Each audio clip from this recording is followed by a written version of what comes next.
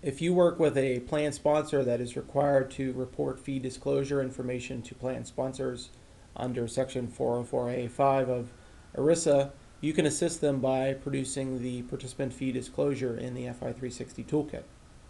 This report is broken down into two different sections. The first section describes the fees being paid out by the plan participants, and then the second section describes the investment options in the plan. This first section takes a lot of the information that you describe in the expense section of My Clients and breaks it down into groups that help to define the fees being paid out by the plan participants. In this first section here, we have direct expenses deducted from plan assets. These are fees that are being directly paid out by the plan in terms of assets being reduced. So we have an advisory fee being paid out to MDC advisors, and then a fee actually going into the ERISA budget account. So all that information is being pulled out of the plan assets and then going into those different compensation profiles. A second example is this direct expense being retained by the investment manager. So these are the management fees being paid to provide the investment options. What are the fees and what are the approximate charges for the course of the year? And then any of the revenue sharing components, any fees being paid out through sub-TA or 12B1 fees or any other shareholder servicing fees. What are those fees coming out of the expense ratio? Where are they going? And then what are the approximate values over the course of a year?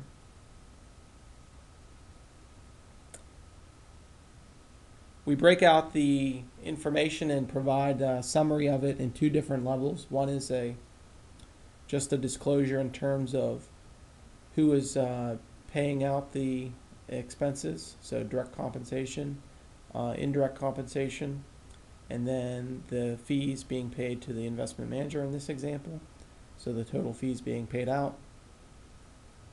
And then the second pie chart shows who is receiving those fees, so all the different parties related to the plan, who is receiving the fees and what are the dollar values that they are receiving.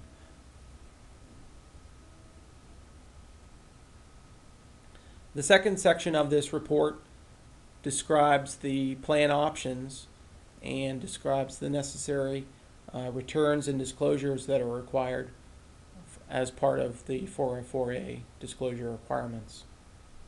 In this example, we have one fund, Columbia, and I'm going to highlight the entire section just to get a sense of all the information described for that one single investment. Down the left-hand column, we have inception date information, benchmark information, and then expense ratio information. We're describing this expense ratio in terms of a percentage. We're giving a comparison point to help educate the participant on the relative expense ratio compared to other expense ratios in the peer group for the fund. Describing the expense ratio in terms of $1,000 invested, and then again taking that expense ratio and describing it in terms of how high or how low that investment expense ratio is compared to other peers in the investments peer group. We have the same type of description for the 1, 5, and 10-year returns, describing the return, the media manager, a benchmark, and then whether that 1-year return is better or worse than some of the peers for the investment. Some other descriptive information for the return, both in terms of the inception return and then any other shareholder type expenses that need to be described for the investment. So that information is described for each investment option for the plan, and all that information is disclosed and wrapped up in the 404A report available in the fi360 toolkit.